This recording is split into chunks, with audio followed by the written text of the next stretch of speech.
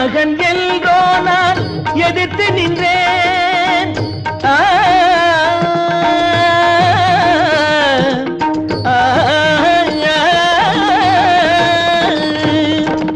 எவன் மகன் என்றோ நான் எதிர்த்து நின்றேன். இங்கே சிவன் மகனை கண்டு திகைத்து நின்றேன். எவன் மகன் என்றோ நான் எதிர்த்து நின்றேன். இங்கே சிவன் மகனை கண்டு திகைத்து நின்றேன். உன்னிடமே அன்று அடம் பிடித்தேன். உன்னிடமே அன்று அடம் பிடித்தேன். இன்று உன் திரு நெஞ்சினிலே இடம் பிடித்தேன்.